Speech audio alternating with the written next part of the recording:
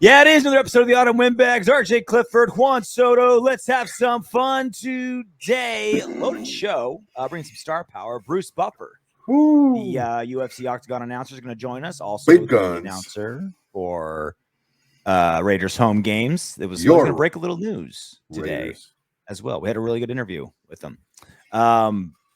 What a crazy weekend of divisional games. Like the wild card weekend, it was like all trash games except for Raiders Bengals, like the one like exciting game of the weekend. And then you have literally just like back to back barn burners, last second field goals, overtime, Brady losing. It's always nice when Tuck Rule Tommy takes an L in the playoffs. Like it was the best weekend of football I think that ever existed in playoff football. I always I never really understood why teams went prevent D and just let teams kind of inch their way down the field. That's one thing.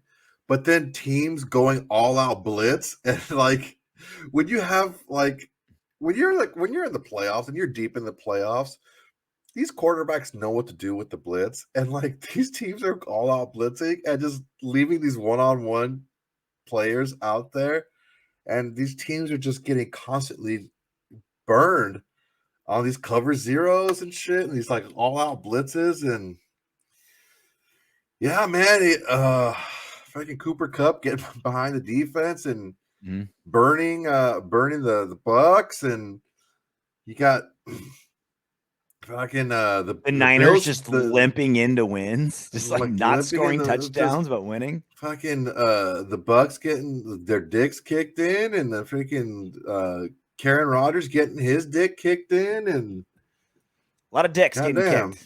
It was dick kicking season for sure. There's a guy at the gym. His name is Mo. Big up to Mo. Whenever we spar, he gets at least one dick kick. He gets at least one dick kick in. It can't be an accident. He's like he's like Czech Congo in Bellator. Just one good knee to the nuts, just to let you know every time.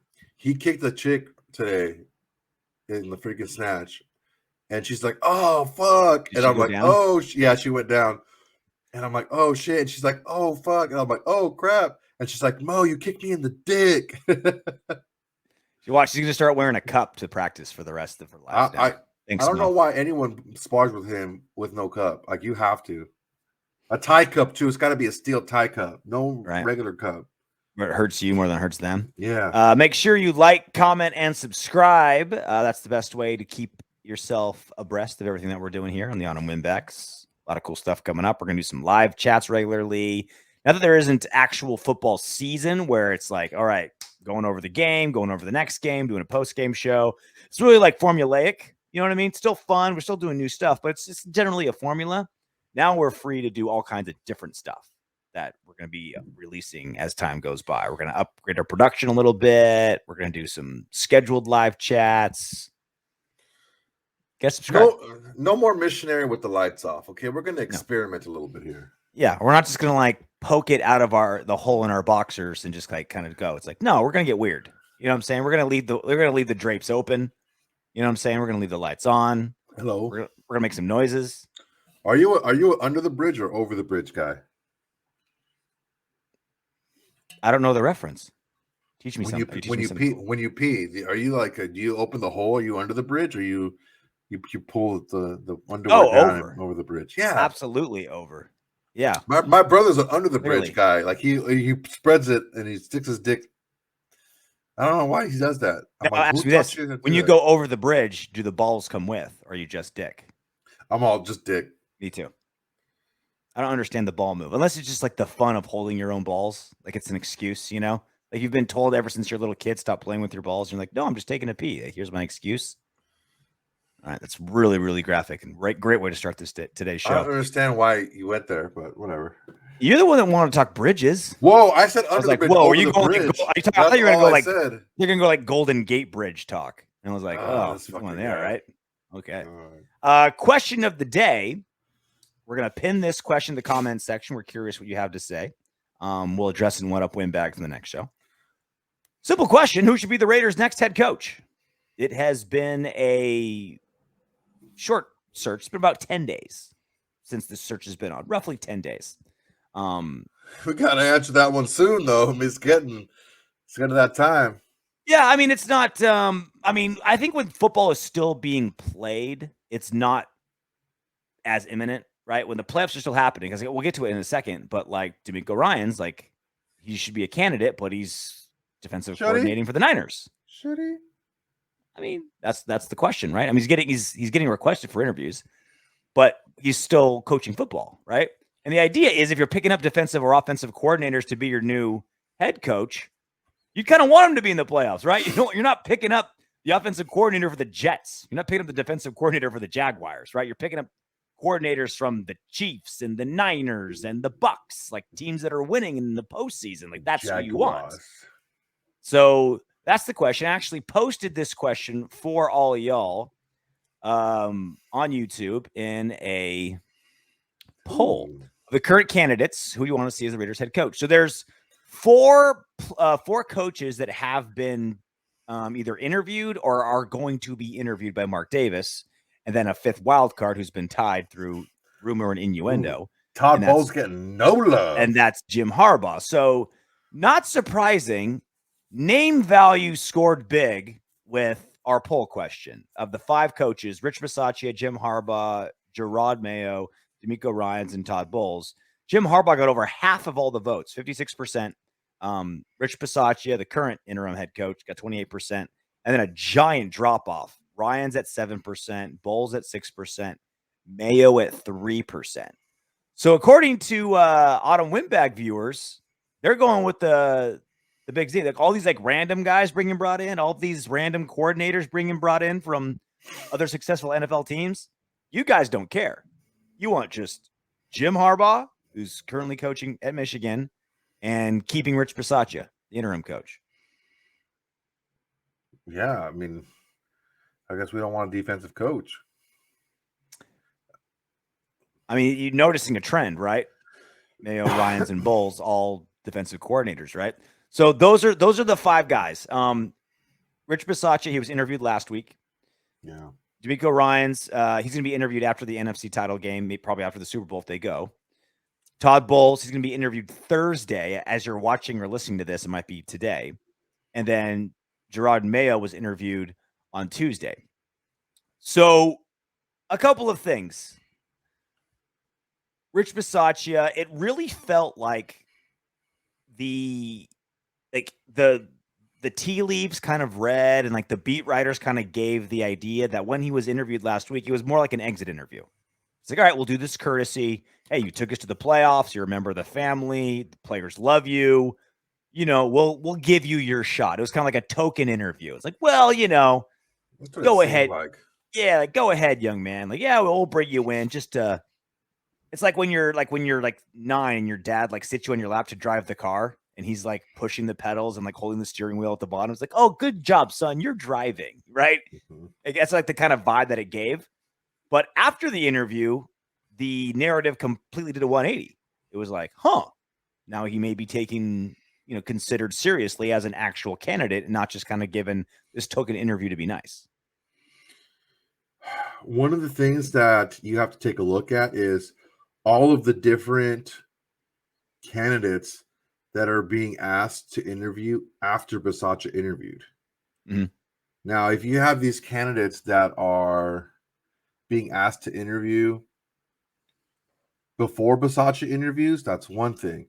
But you're having candidates like Ryans and Bowles being asked to interview after Bisaccia already interviewed, which doesn't bode well for Bisaccia if you're still looking for candidates to interview after you've already done the job for over half the season and interviewed for the job, and they're still looking for more people to interview. I don't feel that strongly about it. I feel like even if I'm glad that Mark Davis is doing his due diligence. Like, let's say, because it would be very Mark Davis, right? If he was just like, I'm in love with Jim Harbaugh. All or nothing. I'll give him whatever he wants. 10 years, $100 million. You're the czar. You're the GM, right? Like, that would be a very Mark Davis thing, right? He just did it with Gruden. But I love that he's doing the due diligence. Whether he interviewed Mitch Bisaccia and in the back of his mind, he's like, I'm hiring this guy. He's the man. But let me still keep going. Let me not just fall in love with some dude and take that guy right away. It really I'm does. hoping that's what he's doing. He's like, no, I'm going to interview everybody, change my mind if you can, even if I'm favoring somebody, even if there's someone that I want, I'm going to genuinely, not just tokingly, genuinely interview all these candidates. And I hope that he's learned that after the debacle that was pushing all your chips on John Gruden because, you're homies 10 years ago and he laughs at your jokes. Yeah, I mean, it's good. It's a good hiring practice to know what you're looking for when you're looking to hire. I said it the last episode is when you're looking to hire, it's what I did when I did for a lot of years is you have a template. You know what traits and characteristics you're looking for, and that's what you ask. That's what you're kind of weed out, right? And it doesn't matter how much experience the people have or what type of track record they have at other places. If they have those traits and they have those characteristics, you can roll with that. Yeah. And I mean, look at Mike Tomlin. He didn't have any head coaching experience or any coordinator experience before he got hired. Look at John Harbaugh. He didn't have any of that experience before he got hired. He knocked socks off with an interview, right? Like that's where he had those traits, and he just he got the interview and he knocked it out of the park, and he wowed them, and he made them give him the job. And that's why I'm not opposed to any one of these guys getting the job. If that's what gives me kind of a okay, let's just wait and see. Because if Mark Davis is sitting back and said, "Look, I know what I'm looking for, and I know I know when I find it, and I'm waiting for somebody to give me these type of feels in this interview, and when I sense these types of traits, when I get these type of feels in this interview, this is my guy." Yeah. You want to get the tingling in your plums before you know. Yeah, the blue. I also think too, like a really good interview, like if you're getting interviewed, right? Like how secretive are NFL coaches, right? They don't give any, like they generally almost give nothing to the media. Playbooks are secret, right? Practices are, media is only available for this tiny little window, and we're just going to do basic drills when they're there, right? It's like very, very secretive. Now, if you're Mark Davis, you can get to interview these guys. They're coming with the heat. Here's my playbook. Here's my plan.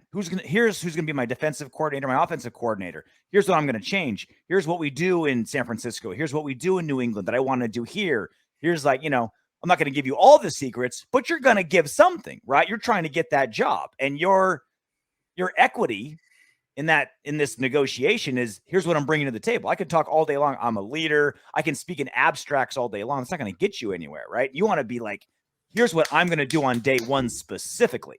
That's going to turn this playoff team into a Super Bowl contender. Like when I got the job at the UFC, right? I got the call, like, hey, are you interested? And all right, great. We'll call you back and we'll do the full interview in a couple days from now. During that time, I was researching all like the broadcasts, like instead of just watching the fights, like as a fan or as a writer, I'm like, all right, how can I make this broadcast better? And when they called me back, he's like, hey, do you want, let's do the standard issue interview. And I'm like, all right, here's what I want to change. Like during weigh-ins, I want to do this. I want this kind of data when there's live fights. Like here's very specific things I want to do. And I got the job. Literally, my roommate got interviewed as well. And I got it over him. Like, because he just, I'm sure he gave a good interview and he's certainly qualified. But I came with ammo. I came with a plan. I came with some like serious X's and O's. And so if Mark Davis can get that out of these guys, the more he hears, you'd be like, hey, and then when you're interviewing for a head coaching position, you get interviewed multiple times, right? It's not just one time. It's like, all right, come in for a second interview, come in for a third interview. If he goes through all these guys, Todd Bowles tells him, hey, this is what we do with our linebackers. D'Amico Ryan's like, all right, here's some of the secrets to our blitzes. And then Mark Davis goes back to Bisaccia or Harbaugh or whoever who's the front runner and be like, here's what Mayo said. What would you do about it? Here's what Ryan said. What would you do about it? Right. It's just, this is the rare opportunity where a coach is as much of an open book as an NFL coach will ever be. Dude, you know what I would do? I'd be like, look, this is what the Chiefs do. This is what I would do. This is what the Chargers do. Mhm. This is how the pieces that we have. This is how I would do. This is how we would beat the Chiefs. This is how Yeah. we would beat the Broncos. This is how we would beat the Chargers. This is how we would be the class of the AFC. This is how we would do this. That's how you have to freaking feed a Davis ego. Yeah. That's how you got to do it, man. I want to play an Al Davis style defense. Just like Raiders football start quoting Al Davis, right? Things like that. in the first 5 plays. Yeah. So it's basically like 3 tiers of coaches, right? There's like Rich Bisaccia, who's kind of in its own world because he's the interim coach. He's already in, right? So he's viewed differently. Jim Harbaugh is like the big sexy name, but he's the only one with no interview scheduled because it's all rumor. Like I'm not saying there's no chance Jim Harbaugh goes to the NFL, but it still smells, tastes, and feels to me like Harbaugh is just using the NFL for leverage to get more out of Michigan. I could be wrong. Maybe he's wide open to it, and maybe that's what he's thinking. But the NFL could come with a great deal he can't say no to. Mm-hmm. I don't know, right? Like, but it just feels to me like it's a leverage move by Harbaugh. He's kind of in his own world. But then Gerard Mayo, D'Amico Ryans, and Todd Bowles are all kind of the same, right? Defensive coordinators. 2 of them are really young. 2 of them are younger than us. And they're all kind of like, I feel like they're all kind of in their own world, right? That's why I feel like Bisaccia and Harbaugh on our poll question that we did were so much harder than the other 3, because the other 3 kind of feel like the same. Like they're very different guys, obviously, but defensive coordinators from winning franchises, you kind of lump them all together a little bit, which is why none of those 3 guys really stand out amongst the 3 to me, and I think to most people. Well, that's why the interview process is so important. Yeah. Why are you different? Why are you different? What's your scheme like? What is your leadership style like? What is your communication style like? That's the big thing. Is you can be the smartest guy in the room if you can't communicate your knowledge. If you can't communicate that knowledge to be absorbed by somebody else, mm-hmm. that's a big problem with a lot of coaches out there who are really smart. They can't communicate that knowledge to other people. That's why they're not good coaches. That's why like great natural athletes never made good coaches. Look at Gunther. He's by all accounts, he's a smart guy. He develops a good defense, but the way he communicated that defense wasn't good.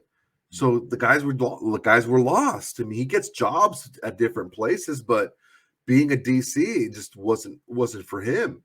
So that's a huge thing. And then you look at a guy like Bradley, who's a great communicator, keeps things a little bit more simple, and his scheme is not very complex, but just the way he communicates it, makes it simple, makes it easy, and it makes a world of difference. Mm-hmm. So that's the thing you have to take a look at too, is how do they communicate? What's their communication style? What is their disciplinary style? What's their their teaching style? Just because you're a good communicator, are you a good teacher? Are you a good instructor? Are you a good developer? Are you good talent? Do you have a good eye for talent? These are things that you have to go through, and they can, just because they're all defensive coordinators, Mayo, Ryans, and Bowles, just that doesn't mean anything. They could be vastly different in those other 3, all those other fields.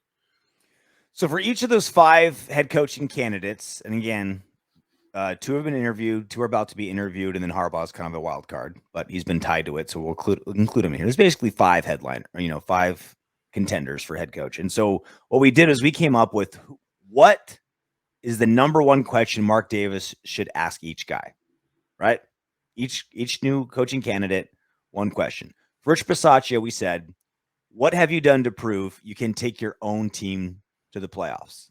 Because clearly Rich Bisaccia did a fantastic job of guiding a team that lost their head coach after 5 weeks. All the other drama, right? Losing the wide receiver, Henry Ruggs, how we lost him. Darren Waller, the way that it went, just all the tragedies they had to overcome. He was able to keep that team together. I think he was the perfect guy for that specific job. Now, going through an off-season program, going through free agency, building schemes, like starting anew, can he be that guy? Mm. And there's obviously a lot of crossover in those 2 skills, but is it that much different? And that would be, if I'm Mark Davis, I'm like, all right, Rich, the results are clearly on your side for what you accomplished last season. Prove to me that you can replicate those results in a vastly different scenario. Now, Rich Bisaccia's answer should be, yeah, it's going to be easier this time. Like, I don't have to overcome all this shit, right? I can start from the beginning and do it all. Like, that should be Rich Bisaccia's answer, but he's going to have to convince Mark Davis that he can do that in that interview, because Bisaccia's got a lot of results in his corner. Now it's a matter of convincing that the future can match the results that he had last season. Yeah, I mean, we struggle to find a question to ask because the answers are also very difficult. The answers from Bisaccia are difficult to come by because there's a lot of unknowns. Even the results that he had are they're not very concrete. The answers weren't very convincing. Did he win games? Of course he won games, but he also had a lot of last second victories. He was upside down in average.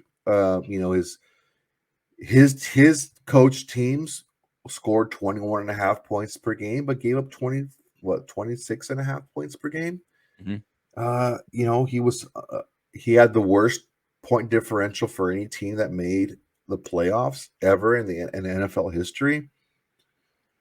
I mean, a lot of things it point to this being a very fortunate outcome for this team to make the playoffs. Yeah. How do you account for that? Also, how do you account for that? The answer, if I'm Rich Bisaccia, is coaching. Like, yeah, I overcame all those things, right? Well, I mean, that would be his answer. But that's the answer in a vacuum. The problem is that year is over. Now you're going to play a second place schedule. See, the thing is winning is everything when it's right in front of you. When you're left to run an organization, you can't just look in a vacuum, right? You have to look years down the line. When you're in an executive position, you have to look years down the line, right? That's why that's the difference between a daily fantasy league and having a legacy dynasty league. That's a completely different draft that you're having, and that's Bisaccia would be great in like a daily fantasy league type of coach, but maybe not so great in a dynasty league. And that's the big difference. We were talking about this pre-show. Like, Bisaccia, like, he's got so much, like, what he accomplished this season in such a results-driven league, right? You just need wins, get to the playoff, and win. And he did that, right? It was literally the second best Raiders season of the last 20 years. 2 decades. It was the second best. And he did it with all that, with only being coached for 3/4 of the season and all this shit they had to overcome, right? Like, that is a genuine accomplishment you can't take away from him. But what Bisaccia has is just kind of like, and I feel like why you're so soured to it and why so many people are soured to it, he just doesn't have this weird it factor that everyone's talking about. And you can't vocalize it. You can't verbalize why it's not there. But I think that's the main, because like so many people I talk to, I'm picking on you specifically, Soto, because you're here, but like you and so many other people, it's just like, I don't want him. He's not the guy. It's like, well, he did X, Y, and Z. Like, no one else in the last 20 years did X, Y, and Z. It's like, yeah, but he's just not the guy. And it's just like this weird gut feeling about him that people aren't sold on. Yeah, I mean, it goes a little bit deeper than that.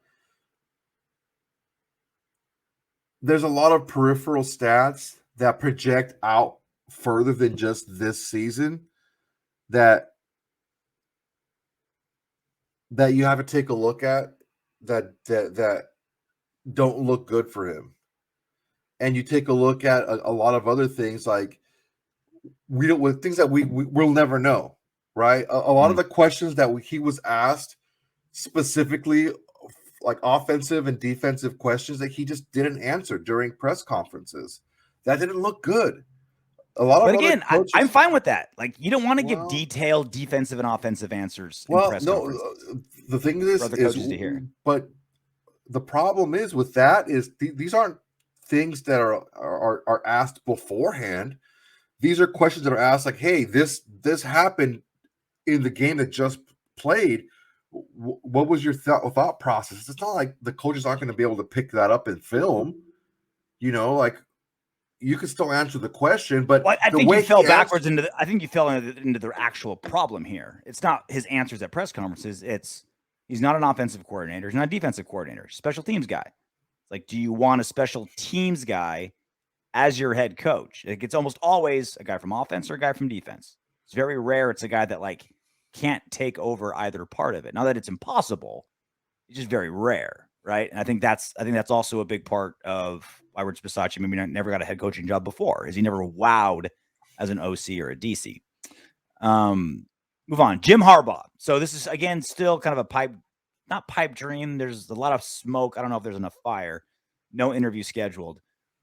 But with Harbaugh, I mean, he's obviously got experience winning at the college level, experience winning at the pro level.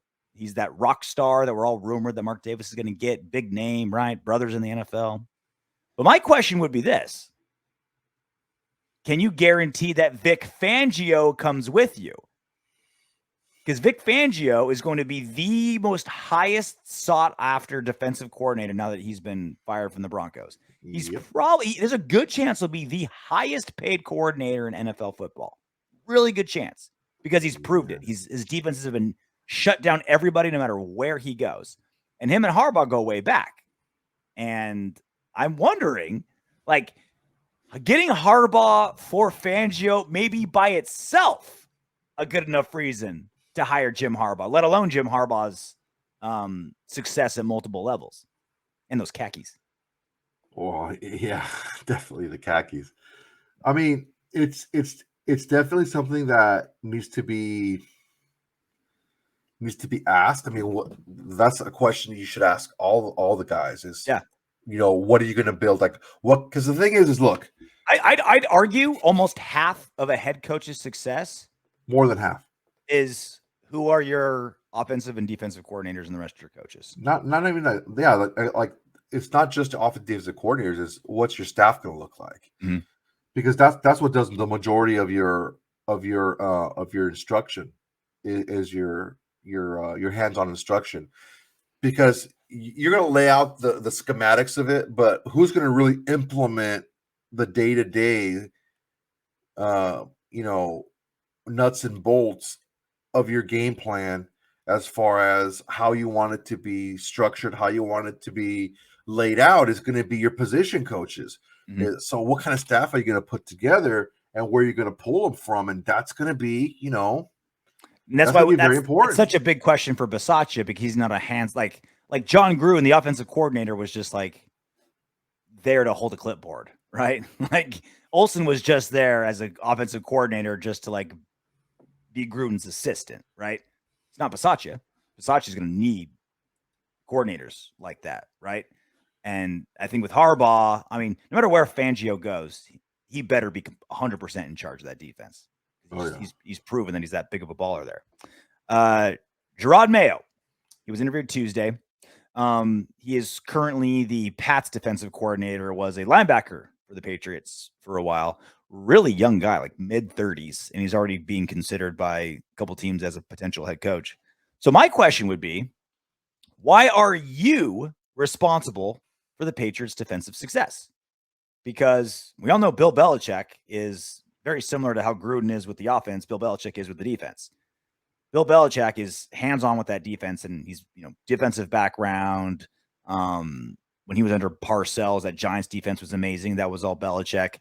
And there's a good possibility that Gerard's the number 3 guy with the defense. It might be Belichick's son that might supersede him as well. I don't know what's going on in that facility. He could literally be the number 3 guy running that defense. So Mark Davis has to ask him. It's like, okay, yeah, you're technically defensive coordinator for this really good defense. Prove to me that it was you.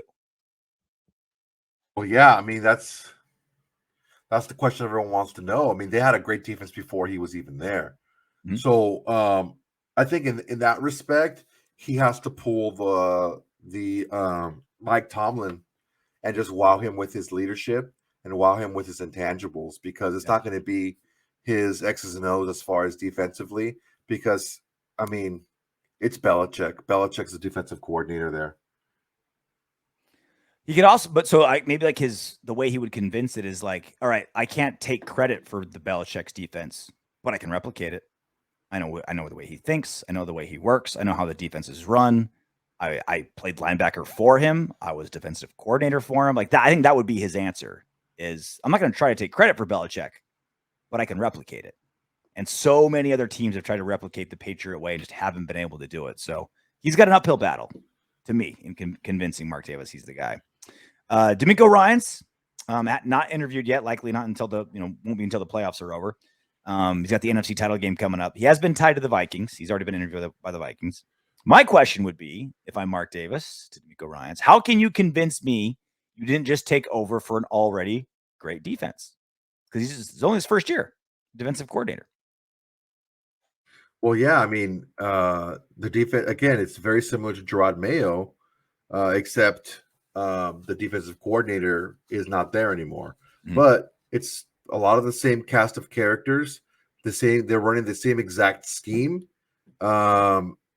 And I think even the same exact calls. So what is he doing except not screwing it up? Again, does he have the leadership qualities? Is he going to pull a Mike Tomlin and a John Harbaugh coming in there and have those traits? Could he have that? Yes, he very well could. And along those same lines, those were two young position style. I mean, John Harbaugh was a special teams coordinator when he was hired as head coach, but they came in there and they showed those traits. Am I opposed to any of these guys getting the job? No, I'm not, because they had to have knocked the socks off to go above any of these other guys. So I don't think that his defensive coordinator experience is going to put him above anyone else at this point. I think it's going to be more so the leadership qualities that he shows and just the conviction in his answers.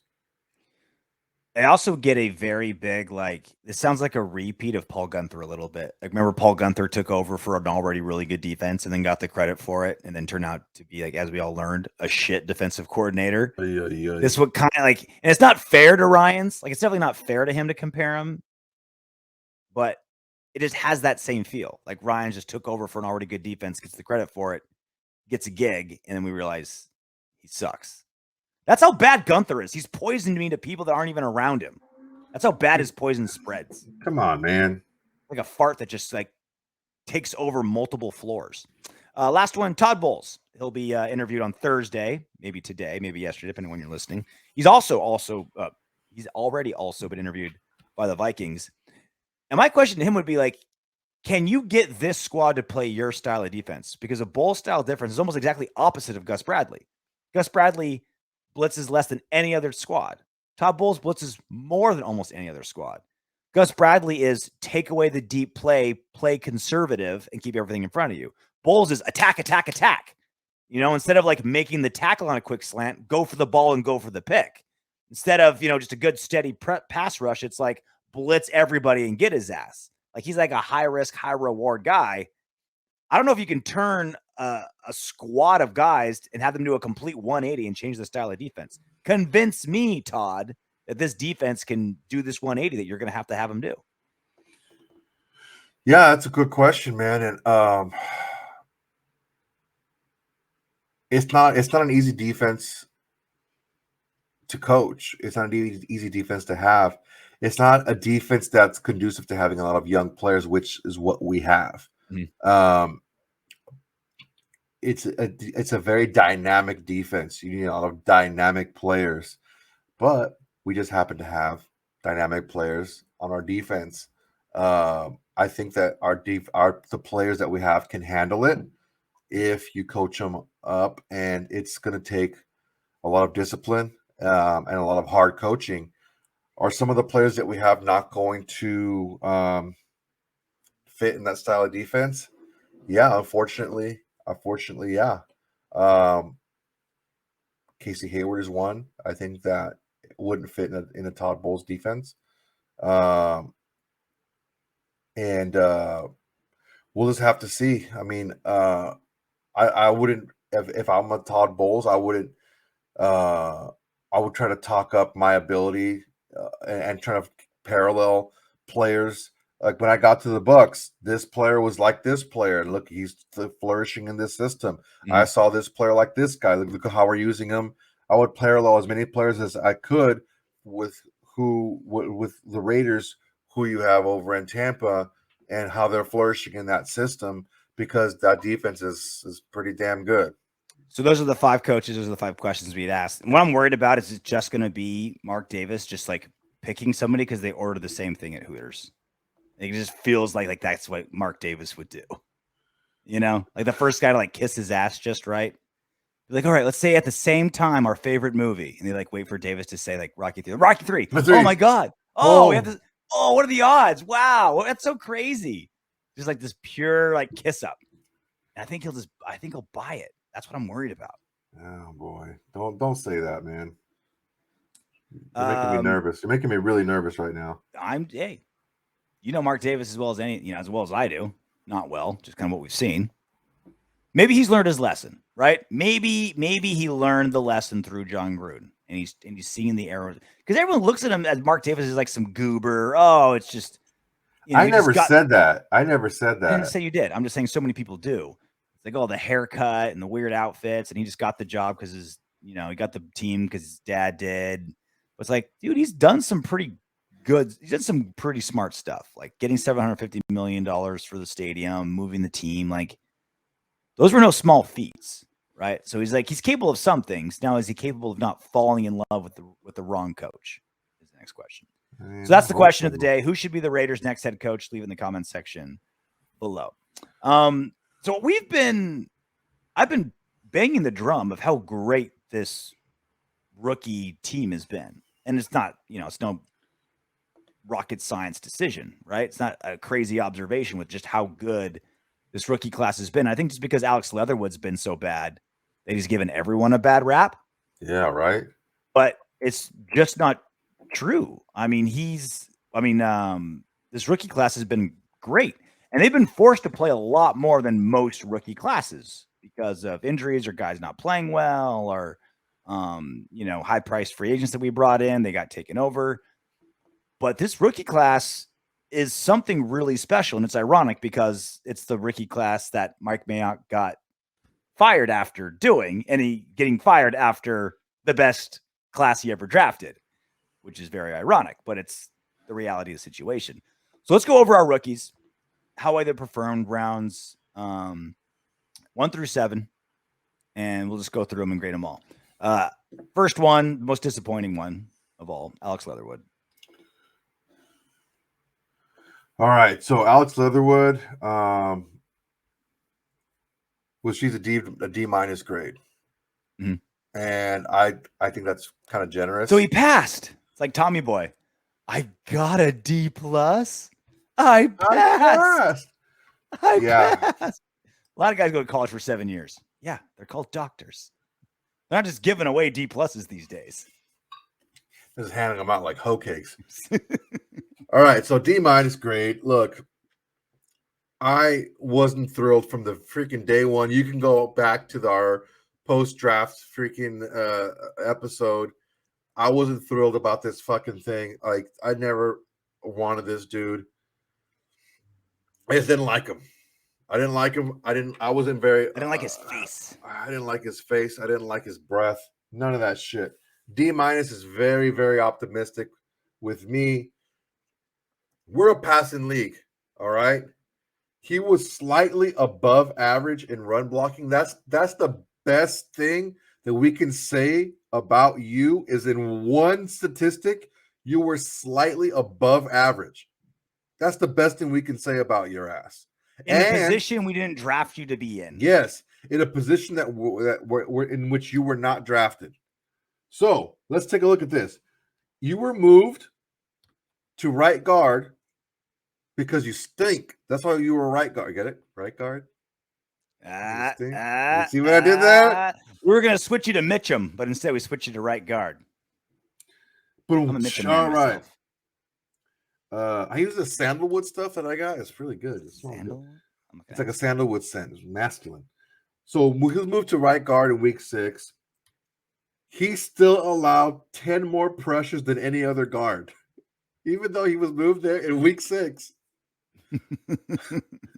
So, okay, he was moved there in week 6. He still allowed 10 more pressures than any other guard. It's like how Derrick Henry still led the the league in rushing yards like 3 weeks Until, after like, he got put on the IR. No, it was like he But led. opposite. Until like 4 or 5 weeks after, he still led the league. No, he led all guards by like 10 in pressures, and he didn't play the first 6 weeks at guard, which is 67. He had 67 pressures, and he didn't even play the first 6 weeks at guard.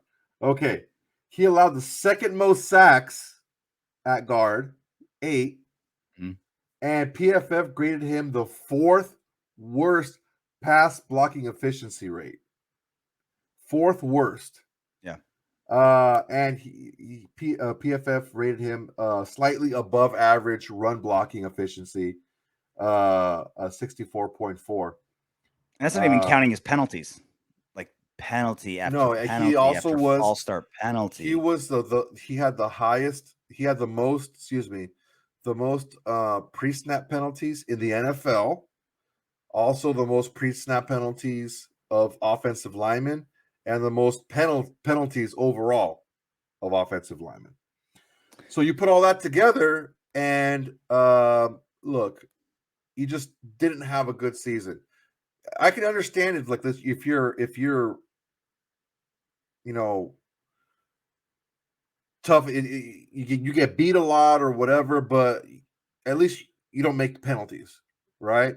Or you don't get beat a lot, but oh man, I make a lot of mental mistakes, but physically I got it. Or physically, I make mistakes, but mentally I got. But no, you're making physical mistakes and mental mistakes. What the fuck? What are you there? What are you there for? The good news for Leatherwood is when you're a first rounder, you're going to get second, third, fourth, fifth chances, right? Yeah, you asked me a question about Nick Martin. Like, is Nick Martin that bad that he didn't play? I'm like, no. Nick Martin, I think, would have played better at guard, but Leatherwood was a first rounder, and you kind of have to keep him out there. You've invested so much in him. It's like, let's see if he can figure it out, right? Like you give first rounders every benefit of the doubt, right? Like you have to fail multiple times to get pulled out. So we're hoping, right? It's not time, they're not going to give up on him next season. He's going to get another shot. Whether at guard or tackle is yet to be seen. He's going to get a lot of attention because he's a first rounder. The pressure's going to be on him because he's a first rounder. Yeah. Here's hoping he can get it figured out, right? I mean, Colt Miller, we wasn't that long ago, but everyone was, super low on Colt Miller for his rookie year, albeit he had injuries. He wasn't this bad. Why he was bad. It wasn't this bad, and it was injuries holding him back. So we'll see. He's got first rounders are like me. Don't pull out. I got a strong pull-out game, so I only got one kid. Second round pick, Trevon Moehrig, safety. He played almost every single defensive snap this season. This is how impressive. This is how impressive Trevon Moehrig was this year. We all thought, okay, you know what? He's solid back there, whatever. This is let me throw a couple of stats at you guys, okay? He played all but 6 defensive snaps this year. All right? If that's not impressive enough, he was PFF's number 6th ranked defensive rookie overall, regardless of position. Number 6, okay? He was the number 2 ranked rookie coverage grade in PFF. So the second ranked coverage grade rookie. When spit it out. I'm trying to word this right. You're so impressed with him that he's knocked you over.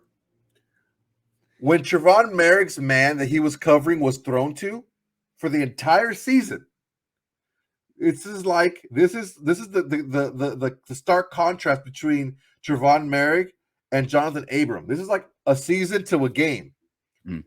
When Trevon Moehrig's man was thrown to for an entire season, Trevon Moehrig gave up 9 receptions for 141 yards for the season. That's a game for Jonathan Abram. That was for the entire not when Trevon Moehrig was playing center field and kind of drifted off and tried to help. This is when Trevon Moehrig was on a guy and he was thrown to. He gave up 9 catches for 141 yards for the entire year. That's elite level. That's excellent. All right. As a rookie. As a rookie. Yeah. Round 3, Malcolm Kuntz. Got started late, right? Well, hang on. Let me just wrap up a bow. The reason why he didn't get an A is he dropped 3 easy interceptions. Yeah. One of them was a game-sealing win interception against Washington. He needs to get on the jugs machine with Hunter Renfro. Yeah. But yeah, other than that, he would have got an A, but he got a B plus. Sorry, Malcolm Kuntz. Malcolm Kuntz. Not a lot of playing time because his position wasn't as demanded and needed, like Leatherwood and Morrig, but still played solid. You didn't hear about any. You didn't hear a lot of like terrible mistakes out of him when he played. Which, as a rookie, that was I think the best thing about Trevon Morrig. It's like you rarely heard his name because he never people didn't score on him. People didn't catch passes on him. He wasn't doing anything generally that spectacular. Dropping interceptions, another reason why I didn't hear his name that much. But he rarely screwed up, which was huge for a rookie. Kuntz is kind of along that lines too. Yeah, Malcolm Kuntz got a C plus grade, partially because he wasn't really out there that much. But let's break down when he actually did play. So he played 48 defensive snaps, okay? So 25 of those snaps were pass plays. So he had 25 pass rushes, okay? So out of those 25 pass rushes, he had 4 pressures and 2 sacks. So 25 pass rushes and 2 sacks. That's like if you stretch that out over like a game, he's averaging like 2 sacks a game. Okay? That's pretty fucking good. Even if you're like a situational pass rusher, that's like a sack and a half a game. If you put someone in on situational like third downs or pass obvious like second and longs, like that's like a sack and a half a game average. So next season you rotate him in there with Yannick Ngakoue, right? Like Yannick's like taking a lot of snaps off. It's like, all right, let's keep you fresh, get Kuntz some reps, right? That's you don't re-sign Yannick, he'd be our guy. Yeah, that's elite level percentage wise. So although you didn't see a lot of snaps out of this guy, his percentages like 2 sacks out of only 25 dropbacks, that's fucking elite level. Okay, now let's see if we can stretch that out. It's a very small sample size. Let's see if we can stretch that out over a larger sample size. But that small snapshot shows a lot of good. A good can come from this. Now here's the issue. We've seen Max Crosby greatly improve his run defense, but look at Malcolm Kuntz. Now you can do the math wizards. 48 total snaps, 25 dropbacks. That leaves what? 23 run plays, right? Out of 23 run plays, he had 1 tackle. That's not very good. Okay, so that needs to improve. But he's a young kid. He was pretty much told go get the quarterback when he's out there. So hopefully that improves. Max did improve in that in his 3rd year. So hopefully that does improve with Malcolm Kuntz moving forward. But a very small sample size. He did get nicked up earlier in the year. Very kind of not, I wouldn't say up and down, but pretty down, not very up against the run, which will show some improvement moving forward. But the C plus there for Malcolm Kuntz. Next up, Divine Diablo play absolutely fantastic as kind of an outside linebacker, not feet hand in the dirt type of guy, mostly outside linebacker. The Willie. He took a $15 million linebacker and turned him into a special teams player. Put him in Corey Littleton's job, and he was gone. Divine, again, similar to Kuntz, didn't get to start right away. Came in like kind of past halfway through the season, but immediately made his mark when he did. Yeah. So Malcolm Kuntz was the number 2 rookie linebacker per PFF. That's amazing. Now he would have been number 1 if he didn't get hurt. He missed a lot of training camp, and he only played 1 preseason game. He took over the starting spot for the last 5 games over Corey Littleton. Well, Micah Parsons was the number 1 rookie linebacker. Do they count him as an end or a linebacker? I think they counted him as an end.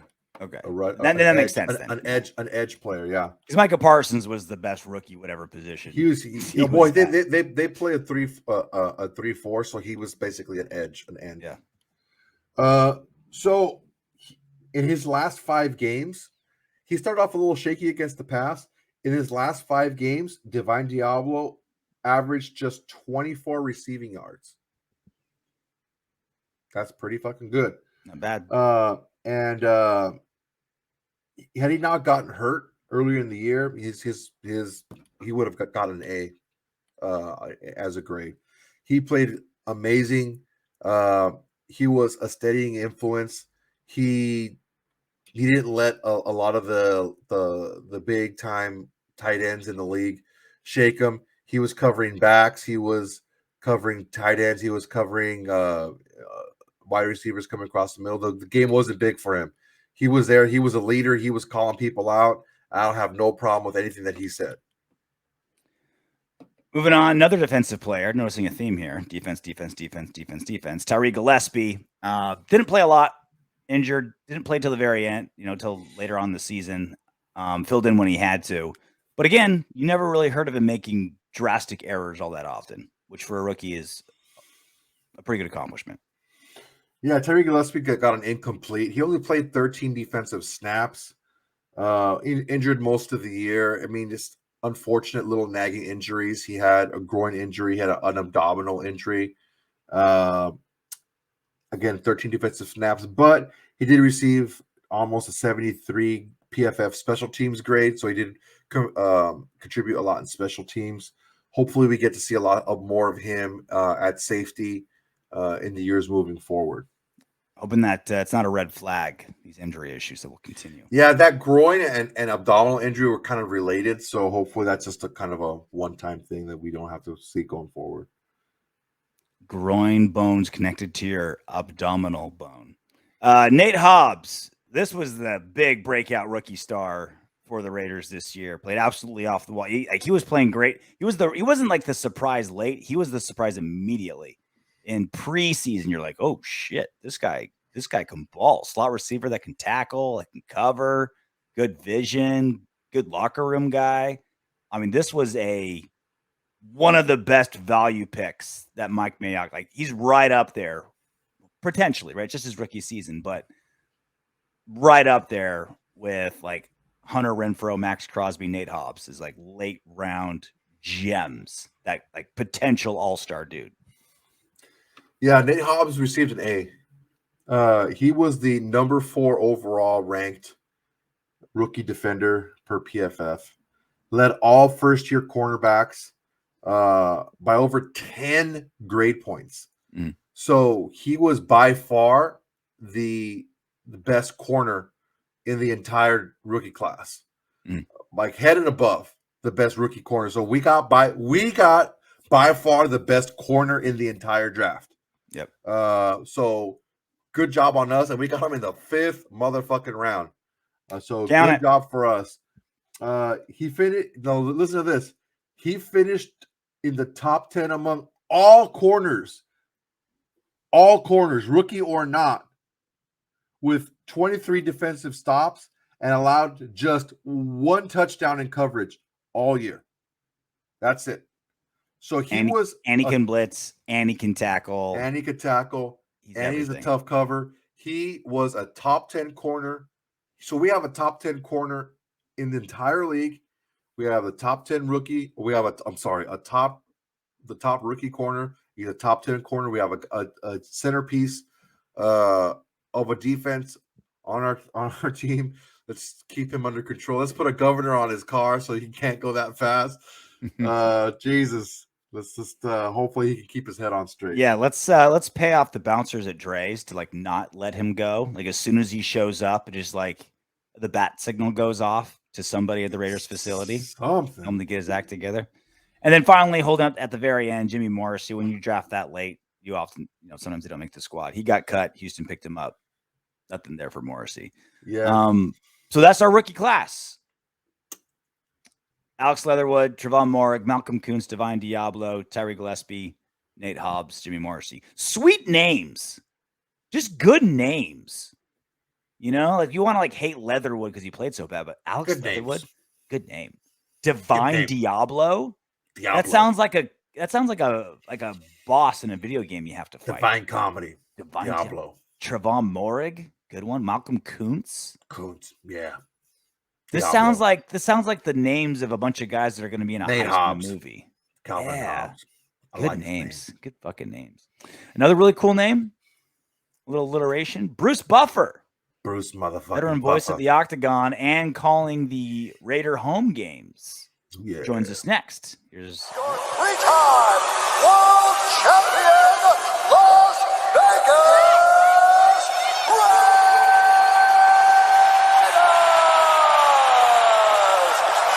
It's time! joining us now. You've seen him over the years, of course, in the Octagon, calling the fights coming out, the UFC announcer, and now he's part of the Raider family. He intros every single home game in the Raiders.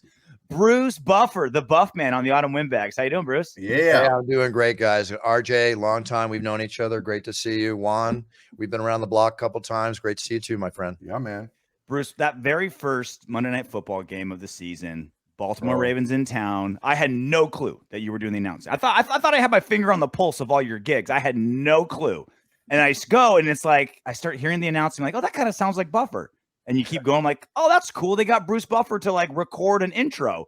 And then she's like, oh, Bruce Buffer's in there doing the intro. I mean, the energy between, like, you know, Aoki's doing the DJ, you're doing the announcing, how the director got it set up, like right into the kickoff. I mean, talk about getting jacked for the first home Vegas game with fans. Like, you were such a big part of that. Oh, thanks, RJ. I appreciate it. You know me, I'm a humble guy. I just do my job. But you know what? If I'm making excited and I'm fulfilling it, that just makes everything worthwhile. Thanks so much for your kind words. You know, when I came out at the Raider game, I've opened up and thrown out the first pitch and announced the Dodger game. Mm-hmm. I laced the plate, by the way, from the rubber. Okay. Well I laced the plate. I didn't pull a 50 cent. I got it. Oh, I've done hockey, or I didn't pull a Conor McGregor. I've done hockey. I've done, you know, baseball. I've done, you know, football, basketball, all that stuff. But I got to tell you, walking out at the Raider game with 70,000+ people, and as soon as I walked out and they started seeing me and going crazy, it's like I couldn't even believe anybody even recognized me. I'll be honest with you. So I walk out, I do my thing, and you know me, I'm always going to give every bit of emotion I got. That was so much fun, and then the response was so strong, and they said they had sound clips of the players on the field, many of them saying, oh my God, it's Bruce Buffer. Now we really got to win this effing game, you know? And it's like, if I can instill that into a fighter, a football player, or a basketball, whatever, then I'm doing my job. And then now I did all the home games.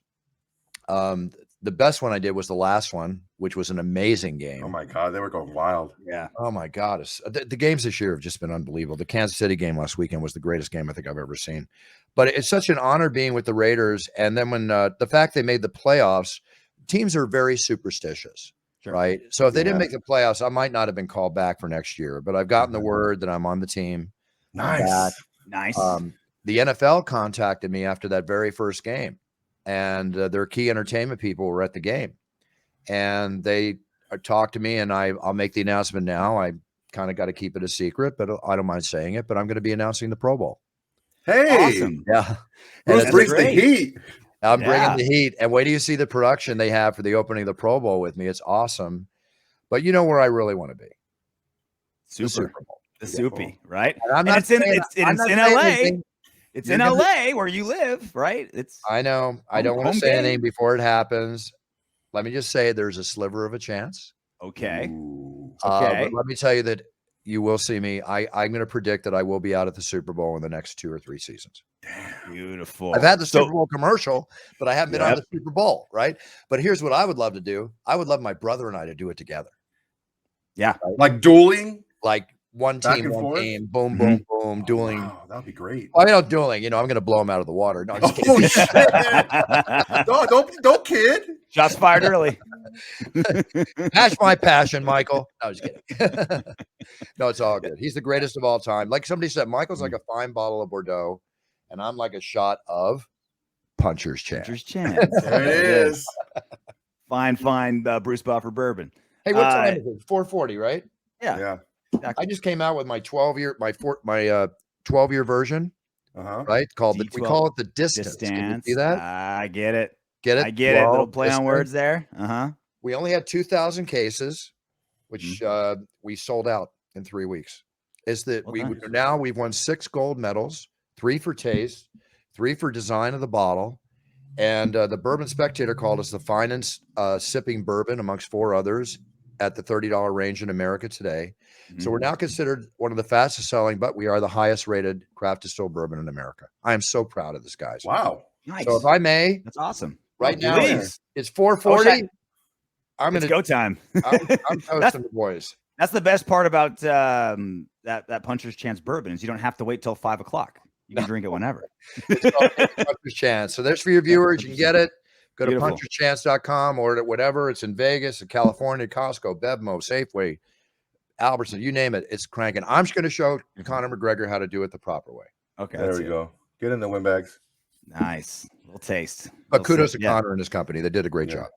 Yeah. He's as if he didn't make enough money before. He has to take all the money now, getting in the liquor biz.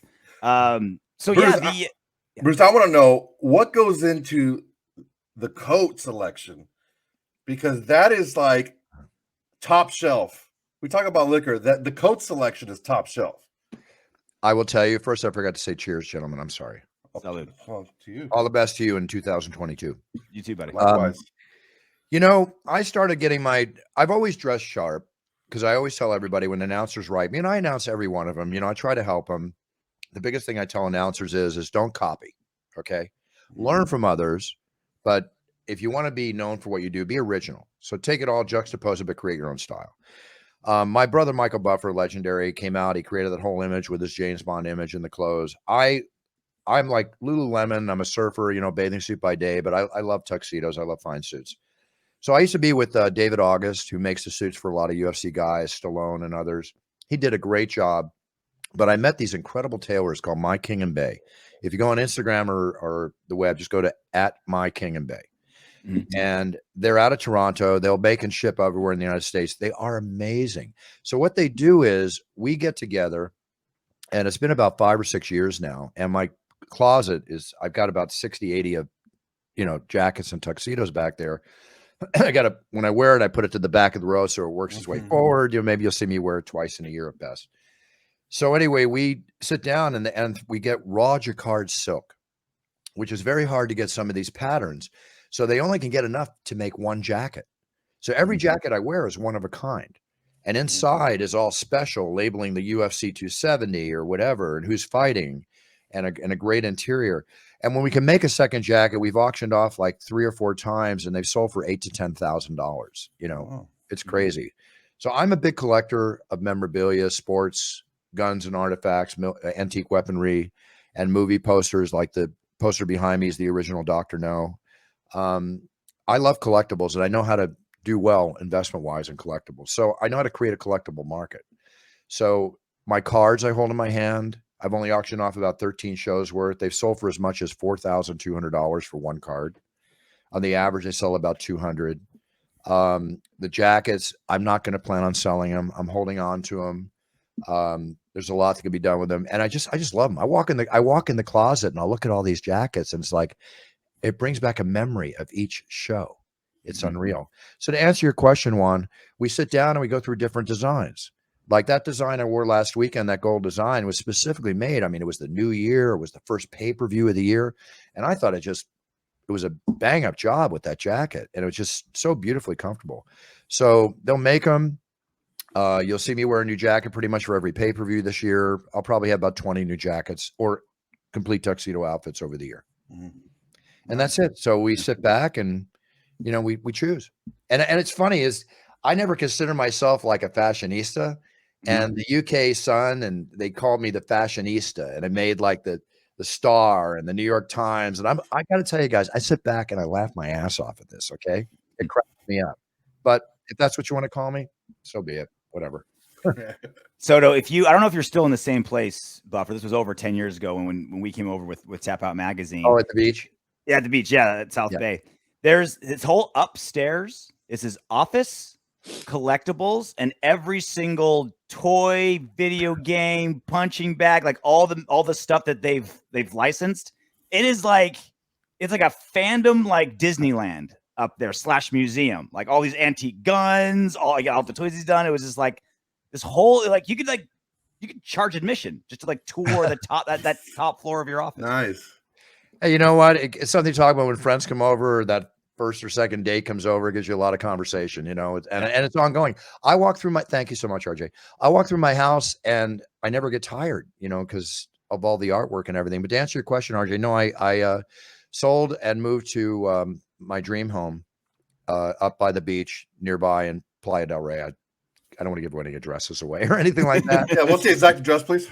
Well, you know what? On the internet, whatever. You don't even want to try to break into my house, bro. You're either going to be shot through the head or you're going to wind up losing a couple limbs. Okay, it's just even if I'm out of town, there's security taking care of my house. Trust me. I bet with all the stuff you got in there. Yeah. I just love, like, it was such a no-brainer for the Raiders and you to be a thing. Like, obviously, like, the announcing and the energy that you bring to an event is, you know, it's unique and one of a kind. But it's so like the Raiders, they're moving to Las Vegas and they want to be Las Vegas, right? They want to be embraced by the community. They want to be Las Vegas. And what sporting franchise is more Las Vegas than the UFC? And of course, the UFC would love to be tied into NFL's the biggest sport in America, right? Like Super Bowl's the biggest thing in America. Who doesn't want to be tied into that? So it's like UFC, Vegas, Raiders. Like, it was such a perfect marriage all the way around for everybody. I agree with you. And, you know, when I do things in life, there's what they call a double-edged sword of promotion. Okay. So when I walk out at the Raider game, even if it does not say, you know, Bruce Buffer, UFC Octagon announcer, I'm happy to say that because of being one of the top 5 recognizable faces of the UFC, because of the consistency of all the shows I do and everything, that when I walk out from a business standpoint, because, you know, I'm a marketer and a brander first and foremost, that's $1 million commercial for the UFC, you know, because they think about it, the eyeballs. And it's very exciting for me to do that. Dana was at that game, at the very first game. And, you know, he didn't know I was going to be out there either. And I wanted to just surprise everybody, you know, and let them know. Was that the goal, to keep it completely under wraps until it was announced? Yeah, that was their goal. They actually flew me in, you know, they kept me under the radar. When they walked me up there, you know, when I had to go through the audience a little bit, you know, people were hemming and hawing, you know, what's going to happen. And then it all just blew up. They wanted to keep a secret. I couldn't say anything about it. And they're so cool. Great organization to work with. And also, before the season started, that was the highest, most sought after ticket in the NFL. Yeah. Right. Not that it still is. And Allegiant Stadium is incredible. I like it better than I like SoFi. You know, SoFi is incredible too. Don't get me wrong. Except for the parking in and out. It's an absolute I heard it's a nightmare. It's horrific. Not Allegiant, you know, the way it all works there. And then they go in there in the car, you know, early, a couple hours before the game, and you see the tailgaters. And come on, is there any more serious tailgaters than the Raider fans? Nope. It's crazy, right? But just to be behind the scenes, and I'm a kid in a candy store. It's just so much fun. You know, I'll always be the first one to cash the paycheck on a Monday at the bank, but I'm not always about the money. Of course I am, but I'm not. You know, that kind of experience is priceless. It's priceless. So I hold it close to my heart. And I'm from Philadelphia. Obviously, I'm an Eagles fan forever, but, you know, I was rooting for the Raiders like crazy. Especially after all the stuff they went through this year. It's kind of hard to root against them, you know? You know, people wondered, and people said, you know, if we move the team to Vegas, is it going to have effect on some of the players? Jesus. Maybe it did, but let's just say when you're racing down Rainbow Boulevard, you know, at 160 miles an hour, you're a friggin' idiot. I'm sorry. It's horrific what happened. That's what we said. That's what we said on our show. Yeah. And your Raider, I'm sorry. It's just wrong. It's wrong. That's not a straight shot either. No. You're driving by homes. I mean, overnight, it just goes to show you how in 1 second your life can change, and a young child died. I mean, come on. God, man. It's just so tragic. Young. It's just stupid. So tragic. Yeah. It sucked. So how did the Raiders gig come to be? Was it just that's an interesting story. Oh, well, I'm all ears. All right. Well, when they were back in where they were, you know, in you know, previously, they were playing my voice saying it's time. And I got a report of it. Now, my job as manager, my brother, the legendary Michael Buffer, and his famous phrase, "Let's get ready to rumble," which we trademarked together. And you know the story behind that. I deal with violations all the time. And I have to go in and take care of them, because when you have a trademark, if you don't protect it, the government can take it away from you. You know, we actually, Infinity Broadcasting tried to sue us to free up "Let's Get Ready to Rumble" as public domain one time. And because I went after Don Imus, the DJ, right? Mhm. Or Okay. the host, the radio host. And that's another story I'll tell you later. I wrote about it in my book. It's time. But I got a lawsuit that morning, that they were going to free it up. I don't have that kind of, I mean, I can handle money, but I don't have that kind of money to fight Infinity Broadcast. They'll keep me in Sure. court for millions of dollars, right? They got floors of lawyers. But I had a trademark so tight, so everything, and screw their floor lawyers because they're out there trying to, pressure me. Sorry, it's a fight at this point, and I love to fight, and I'll fight you. And I went in that afternoon, and I had my attorney sue him back, and we settled within a week with us winning. Right? Nice. Sometimes Done. David has to face Goliath. It's Yeah. just the way it is. So what happened is that the Raiders, who I've always loved, I've always been a Raider fan to a degree because I love their whole history. And John Madden, I think, is my fave of all times. So they were playing, and I just called them up. I said, guys, this is a trademark. Okay, you can't do this. This is the way I used to do it in the early days, not even having the attorney take care of it. So we came to a small little tiny settlement so they could license. It was really a license to use it the rest of the season. And they said, well, listen, when we get to Vegas, we really want you to work with us. So that was 2 years before they got to Vegas. And then before the season happened back in July or June, I wrote them and I said, hey guys, I'm all on board. I could go back and do the Eagles. I could go do somebody else, but I think, or the Rams, down the street from my house here. I said, but I think I want to be with you. You mentioned it. Let's do this. And it was just immediate exception. They were like, that's what we plan to do. We were going to call you anyway. And boom, that's how it all got solidified. So we came to an agreement on all the deal points and all, which is normal in a contract. And here we are. Happy. Sure. So with the Super Bowl coming to Allegiant Stadium in 2024, right? I feel like that's the goal. Right. I know you said Super Bowl is the goal, but like Allegiant Stadium, it's too perfect, right? It's the home where you call it. That's got to be the easy sell, right? I've been told, and again, never count your eggs before they hatch. Okay. It's been mentioned, but listen, you know me, RJ. I make things happen. I don't wait for it to happen. I'll be in that. I want to be in that Super Bowl before 2024. And if I got to wait till 2024, so be it. Great. The most exciting things in the world are the impending events. Yeah. I can wait.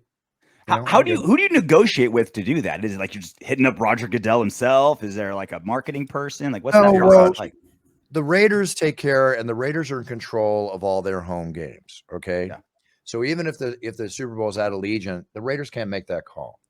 The people at the NFL that I deal with who are in the entertainment of, department or division or whatever it is, they're really, really cool and they're really nice. And I've created a relationship with them. And there's a saying in Hollywood where if it's not their idea, it's not going to happen. I have no ego here. It's not about being my idea. I'm a mercenary. You point, I shoot. I'm a media mercenary. So they know I want to be there. We've talked about it and they like the idea. So let them tell me. And whatever kind of nudging and budging I can do, I'll do. Right. You don't have to give, direct numbers, but just like, I'm kind of curious, like fee wise, a Raider game compared to a UFC, is it comparable? Is it, because you do, 20, 25 UFC. Jesus, RJ. Here. Well, if you can say talk about a man's money. Honest. I'm just curious because you got 70,000 fans, right? There's only 8 home games. There was 9 this year, but generally only 8 home games a season. I gotta imagine they got, Bruce's time ain't cheap, Soto. You know what I'm saying? Bruce's time ain't cheap. You're paying for quality here. I mean, I understand, but Jesus. I don't mind answering, but let me answer it this way because I never talk financial dollars unless they're publicized and I can't avoid it. So when Puncher Chance sells for $500 million or more, it'll be publicized. Okay. But in this respect, let me just say this, guys. I get paid very well for what I do. And I have minimum fees when I do motivational speeches or appearances, which actually my minimum is actually more than I make in the UFC. But I get paid very, very well by UFC. And I get paid very well by the Raiders. I will just say that it's not as much as the UFC, but there's a reason why. Okay, when you're in business and the exposure that the Raider game gives me, my passion and love of working with the Raider organization is included in this decision, is that I'm paid very healthy. It's a ton of fun. It flourishes everything I'm doing in life and all the products I have coming out and keeping my image out there, the relevancy of the factor of PR and promotion. So even though it's less than what the UFC pays, but it's a very healthy paycheck, you have to be a fool to turn it down. And it falls into that equation I told you of. It's really not about the money. Okay. It's about the experience. It's about being part of a historic situation that benefits my brand and my image as I grow and build my business in all the different areas internationally, because my products are being released in 40 countries around the world. Yeah. Right. Nice. So with that being said, you want that kind of exposure. It's a free multi-million-dollar commercial. Well, and to that point, I mean, the fact that they're paying you is better than the Super Bowl halftime performers. Super Bowl halftime performers do it for free just for the exposure. So, Bruce, you're getting the fee and you're getting the exposure. So, like, it's this isn't like, oh, doing it for free or even getting paid a little bit. It's like you said, it's $1 million commercial that you're getting paid to do. This is what I do. I've been managing my brother's career for years. I mean, I negotiate, I manage. I work in front and behind the camera. I'm just not the talent that'll, let everybody do their work. I mean, I watch over everything and go for the gold, but you got to make certain decisions. And there's a thing in business called a loss leader. If you don't get paid, the loss leader is still just as valuable as if you got paid. It's like when I spoke to the NFL and there's a chance to do the Super Bowl whenever it happens. I'm down the street. I'm like, they go, we don't have the same kind of budget the Raiders have at halftime with everything. I go, you know what? Just send me a car. Tell me what you want to pay me. Send me a car. Show me $1 bill, tear it in half, and pay me 50 cents. Okay, I'll still be there. Right. Nice. I hope they're not listening right now because I might have just right. Well, we can edit that out. Don't worry. Yeah. We'll take care of it in post. Yeah, RJ asking about dollars. Like, you gotta watch how watch who you're talking to here. This is I like the answer. Right, we're discussing lost leaders and stuff. I'm learning things. This is the bare knuckle elevator champion here. You gotta watch out.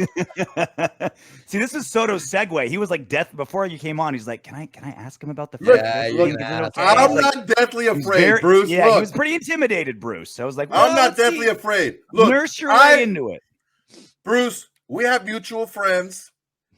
I don't want to disrespect in any type of way, but there's someone out there. Let's just call him Schmink. Rhymes with Frank Trigg. There's someone who, let's say, if you were to announce a fight that he may or may not be reffing in, may not want to look you in the eye, that there was an issue in an elevator. And I was like, I wouldn't want to ask you that question about money just in case we're ever in an elevator, because you are the heavyweight bare knuckle elevator champion. That's all I got to say. Well, let me just say that, in all the street fights I've had and fights on the beach, as a surfer and everything, I like fighting in close quarters. So I'd rather fight in an elevator so there's not too much room to move, because I like using my elbows when it comes down to, getting things done. And all kidding aside, Frank and I are friends. We just worked together last weekend, right? I saw that. We're in the octagon together. And I think Kenny Florian put out a funny tweet. He goes, nice to see that, the bloodbath didn't happen all over again. When that situation happened and UFC Folklore did that animated thing on it, and it was so true to fact, all that was through there. And let's face it, Frank was in there and they interviewed him. And, what happened. I got to give credit to Dana White. Listen, when I get in a fight, I'll tell in the past, it's my friends or my buddies, but I'm not going to, hey, I got in a fight. Guess what I did? I'm not that kind of guy. Dana was telling everybody. Freaking Dana stir the pot. 2 days after. He's a fight promoter, right? He's trying to get money on the rematch. Oh, man. 2 days after Frank and I went at it, Mikey Burnett, remember Mikey Burnett? Yeah. Right? Cool, yeah. Little Mikey Burnett walks up to me and goes, hey, Buff, I heard you took it to Trigg, right? And I go, Mikey, how do you know? I've told like 5 people. He goes, Dana's telling everybody. Oh, Jesus. Good God. That's hilarious. He didn't make a cent off of it. That's why. Right? He's trying to cash in on it. Yeah, well, the way these days are going, it's just everybody wants to box. But that whole thing is starting to lighten up, guys. I work in that industry because I book Michael for these celebrity events and all that. And if you're not Jake or Logan Paul, you're not really drawn in the numbers. And we know that Jake Paul's last fight with Tyron didn't do the pay-per-view numbers that were expected. Mm-hmm. But there's still draws. There's still big money being paid. Didn't Jake Paul just accept something with the PFL? Who did he just sign with? Do you guys know? Hear anything? No, I didn't even. He bought some shares in Endeavor, which was like the big news going on with Jake Paul. Oh, really? Oh, cool for him. Yeah, he's like, oh, hey, I'm gonna go do all this. They're like, well, dude, you bought just like a couple of shares off of Robinhood. Like, you're not gonna go into like Endeavor's corporate office and start like dictating. Yeah, right. Yeah, Put your standard feet on the operating ta- procedures. Kick your feet up on their table. And shit. He's got a way of talking. He's got a way of talking. Well, Thriller's coming up with their event March. Was it Feb 26? Rampage and Shannon are coaches, and Mhm. Vitor's fighting, and Junior's fighting, Junior Dos Santos, and Mhm. more power to them. Let them go make their money. Let them do their thing. This is just. I used to be involved in celebrity boxing on Fox like 15 years ago or more, and Michael was announcing it. And when I made the deal for him and working with Fox, I realized this is really a cool thing because, listen, we'd like to see celebrities go at it, but not every month. Space it out. That's Do what I've it been like saying. 3-4 times a year, maybe max. If you do it every month, it's going to saturate it, and you're not going to have the Exactly. talent to bring in the numbers. And There's a reason that's why what's happening right now. There's the reason why the circus comes to town and then leaves town, right? yeah. Like, you can only see the bearded lady so many times. And you're like, all right, I'm kind of over it. Like, it's once a year. You're like, oh, the circus is in town. This is great, right? You pay your quarter, 2 bits a gander, see the lion tamer, and you're like, all right, I got my fix, and they're gone, and you're good. But when it's every Triller and Showtime and the Paul Brothers and the celebrity boxing and crossovers, it's like when it's every weekend, it's not novel anymore. Hey, Logan's a buddy, and he's a really cool cat. Okay. He said to me himself, he goes, I can't control my brother. They walk to a different tune, but they love each other. And let's face it, boxing fans are dying off. It's really that simple. Okay. Except for the 2 or 3 big fights a year, which mostly are Canelo or, the heavyweights. They're bringing young eyeballs in. Yeah. It's a good thing. Okay. Whether those eyeballs will continue to watch boxing is another story, but they're bringing the eyeballs in. And that's what you got to do. So more power to them. I think they're helping the sport. Totally.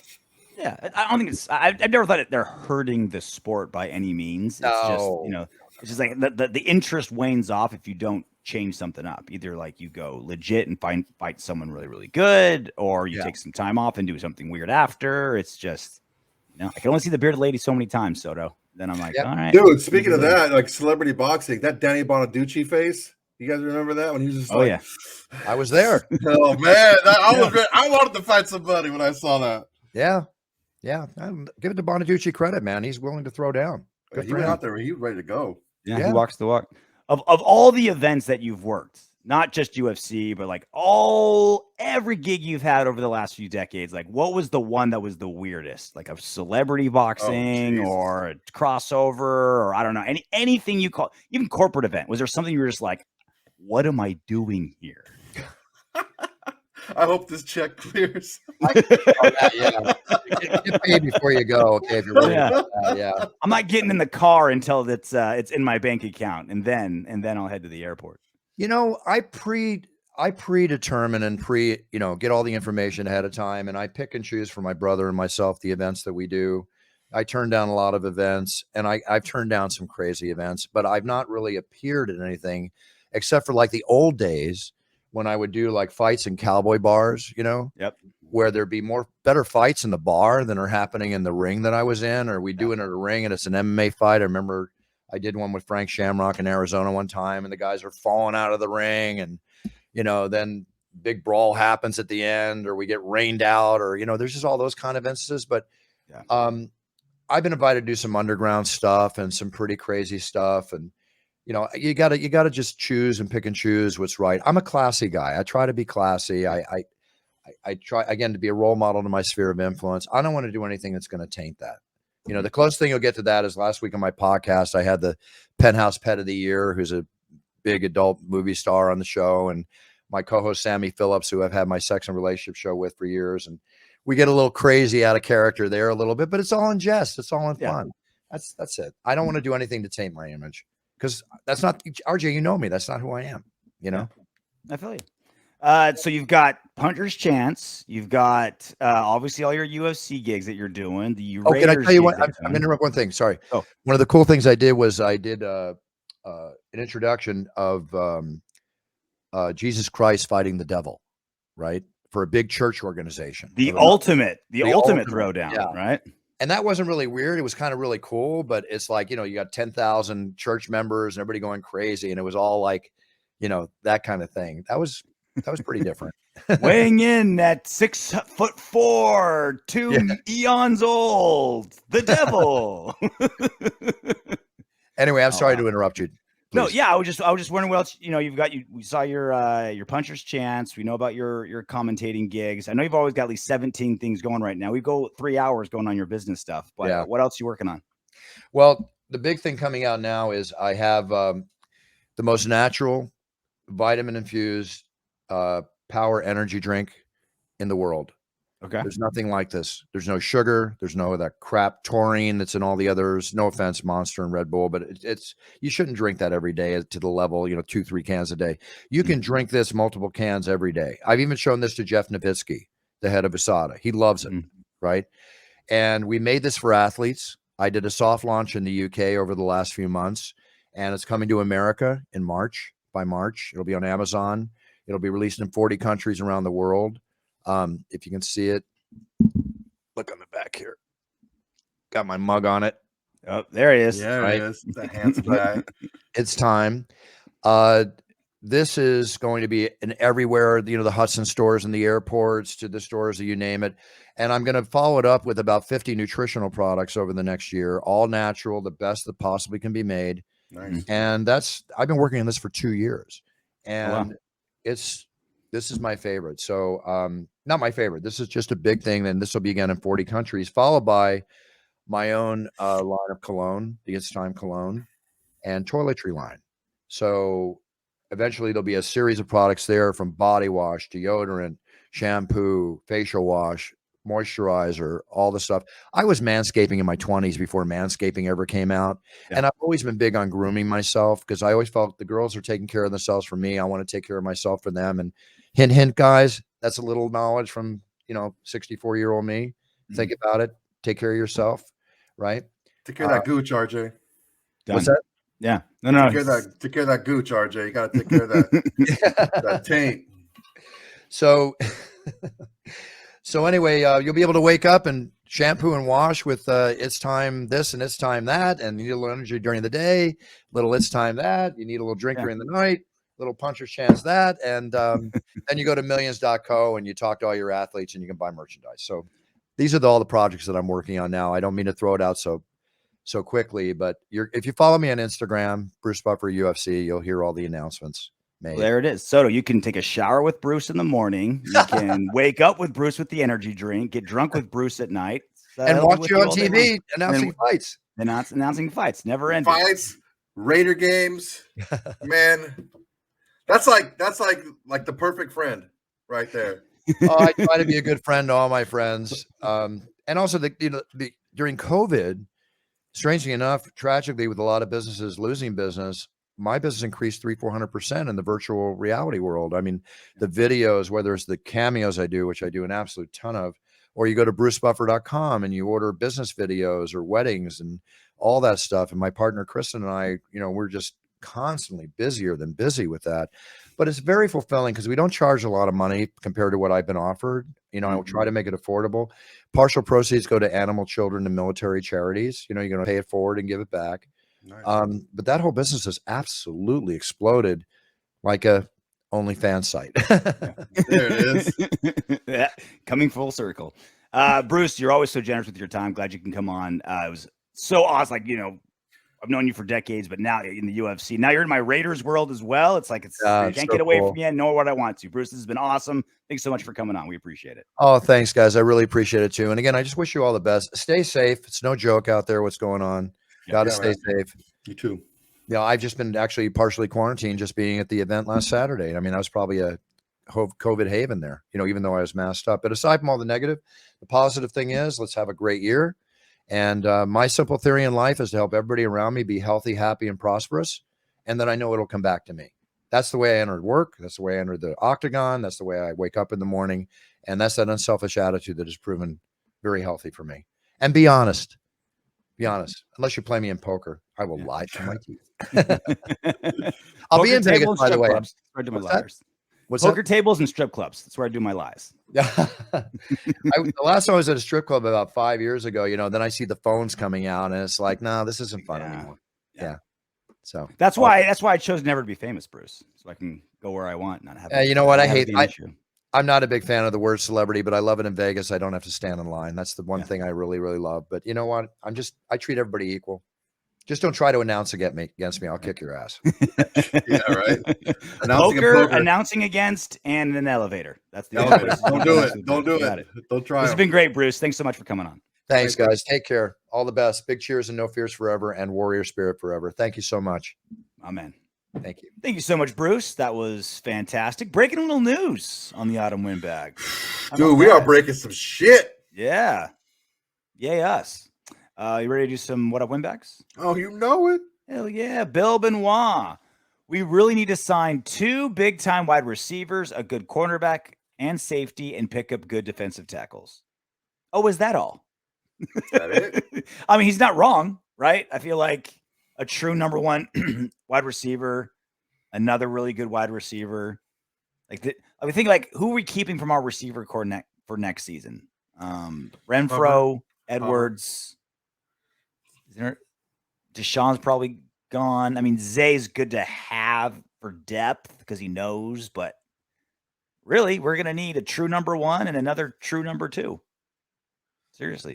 And we just talked, and then I think corner. Hummer's a good number 2. I mean, he's a good. He's a guy that we can use. I mean, I'm not. Otherwise, it's going to be a lot of Darren Waller outside, Foster Moreau lining up at tight end because we just can't. It's just so crazy. There's so much wide receiver talent out there. There's so much. Every draft, there's like 10 guys that are difference makers. Every season, there's guys on free agency. We just can't get them. We can't keep them. Yeah. Pain. You all right? Yeah, I know. I hit my head on this thing. Passing out already. Matthew, right? When you look at the quality of play that was displayed this playoff weekend, you'll realize how bad we suck. It's not like we suck. Obviously, we got 10 wins. It's just like the disparity of talent that is so we got through 10 wins and got to the playoffs on cojones and heart. Like, look, man, willed our way. I've been trying to say this. I've been trying to say this for a long time, and like nobody seems to want to listen. We grinded out these wins. When you get to the playoffs, that grinding out, that's not going to work when that other team is just so much better than you are. I don't know. The Niners are grinding out wins. But they are very talented. Super talented. Yeah. Okay? Their fucking defense is legitly talented. They have one of the best offensive lines in the league. They don't have they have 7 running backs on their team. Just 4 of them happen to play wide receiver. Yeah. And they just find a way to get them the ball. It's crazy. And we just don't have that much talent on our team.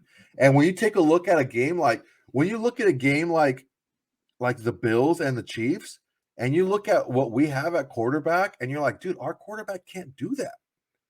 Our quarterback can't do that. How are we going to compete with shit like that? We have to have we can't compete with teams like that playing that same way. We have to do things like the 49ers do.